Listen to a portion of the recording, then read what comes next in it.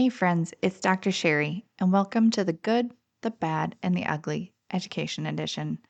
Go ahead and grab your morning coffee, tea, or whatever gets you going, and join me for a real look at what's happening in education across the nation. The good stories that give us hope, the bad ones that make us sigh, and yes, the ugly truths we've got to face if we ever want things to change. Let's talk about what's really going on in our schools and why it all matters. Today's GPU will focus on three headlines that have three very different realities. One is inspiring, one is concerning, and one that parents deserve straight answers about. Let's go ahead and break it down. Today's Good, Bad, and Ugly Education Edition.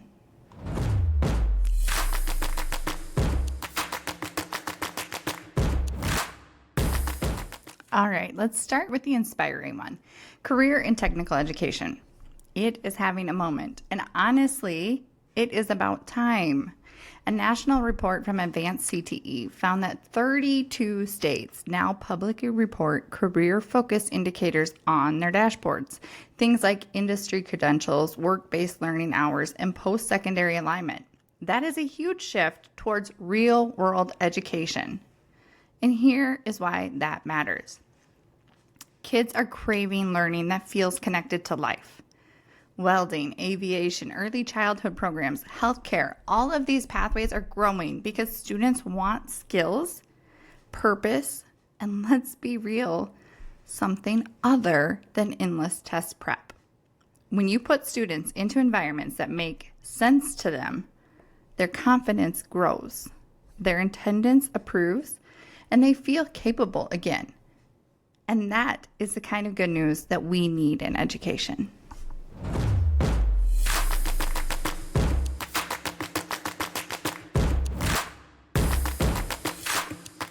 All right, moving into the concerning one, and this is today's bad. Teacher shortages. Yeah, we're back on that. Teacher shortages are still hitting schools hard.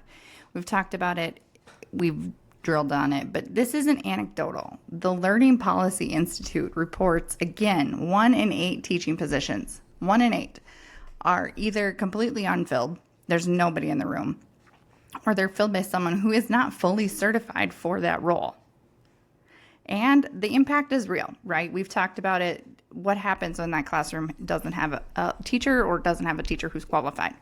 Well, Education Week covered a study out of Texas that shows students taught by uncertified teachers lost 6 months of learning in English, 4 months in math and social studies, and 2 months in science when compared to students who had a certified teacher. That's not a small gap. That's your child is falling behind even if they are showing up every day kind of gap. Even if they're doing all the things and they're putting in the work, they are still falling behind their peers because of the person in the front of the classroom.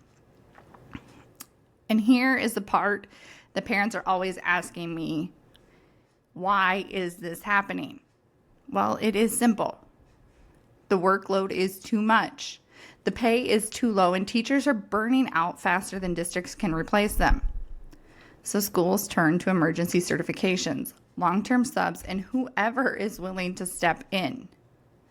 It's not funny when we say all people can be subs. That is what we are looking for because it is such a dire situation right now.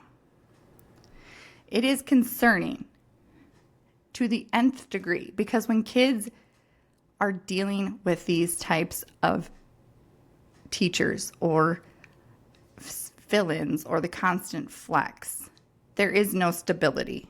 And when there is no stability, the learning is decreased. Clearly decreased, supported by that Education Week survey or study out of Texas. Kids deserve stability. They deserve a qualified teacher. And right now, that is not a given. That is not guaranteed.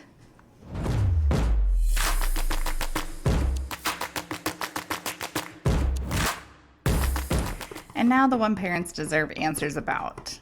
The pandemic slide, yeah, it's real. It's not gone either. Not even close. According to recent national assessment data reported by the Associated Press, students are still sitting about half of a grade level behind pre-pandemic benchmarks in both math and reading. Half a grade level may not sound like a big deal on paper, but in the classroom, it is huge. It means kids who were already struggling are now really struggling. It is widening the gap. It is chipping away at confidence, and it is one of the reasons tutoring demand is sky high again this year. And when you combine learning loss with underqualified teachers, crowded classrooms, and inconsistent support, you get exactly what we are seeing. Right now, in this moment, you talk to anybody. We've got overwhelmed students. We've got frustrated parents. We've got teachers who feel like they're somehow responsible for fixing a problem that they didn't create, who don't know how to fix that problem because they're doing what they've been taught.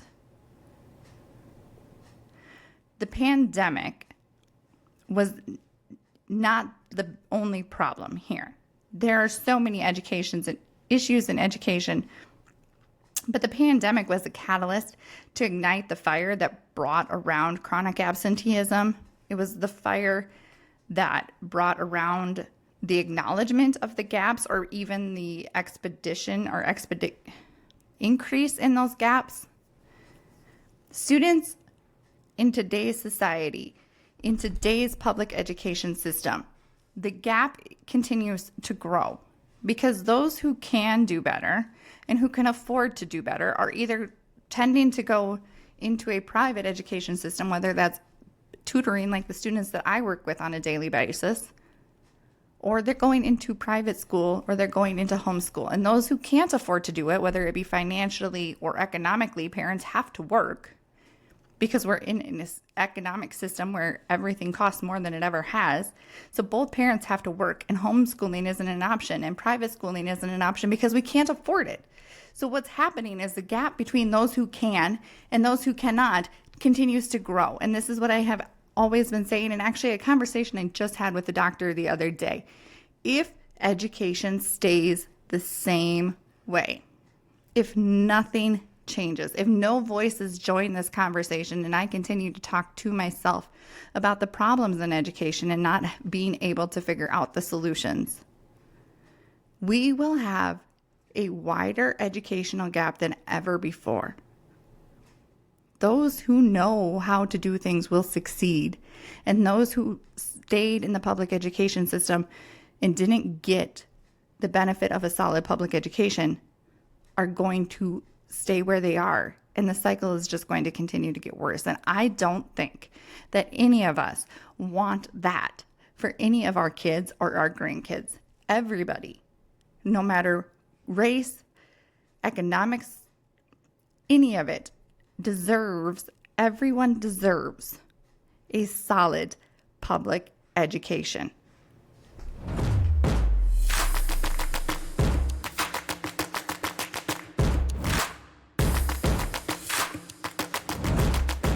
Let's wrap this up. As we look today at the different things that are coming across in education and that are making a focus, we've seen a shift where it needs to be into career and technical education. Not every student belongs on the collegiate path. That's just not their place in life. Every day we need electricians and we need plumbers. We need to fill that career CTE pipeline. That's okay. And it should be promoted in schools that way. The bad looked at something that all of us need to be aware of. And we need to work on figuring out a way to fix it, because the pipeline doesn't fix itself. Teachers are not joining the workforce. Teachers are leaving the workforce. We aren't growing as many teachers in college world and education as we ever have. And it's it's only hurting and infecting our kids. 6 months of learning difference between a certified teacher and a non-certified teacher. That's because teachers know what they're doing. They've been given the gift of helping students learn. There's a technique. There's a there's something to it. Not everybody is meant to be a teacher. So we really need to focus on fixing the system so that everybody who wants to be in it can be in it. They can afford to live as a teacher and they can enjoy living their life and still teaching. There isn't more administrative work than teaching. We need to talk about it. It needs to be part of the discussion. How do we fix this for teachers? And finally, the ugly is this learning loss that just continues to compound. There was a loss there before the pandemic, but the pandemic escalated it. And now it is up to us to figure out how to fix it. Thank you for joining today's show. Don't forget, Saturday's special edition dives into a case that raises even bigger questions about the transparency and the trust in our schools. It is one of the hardest stories that I have had to research, and it is going to be a powerful one. Stay tuned. I will see you tomorrow. Have a great day.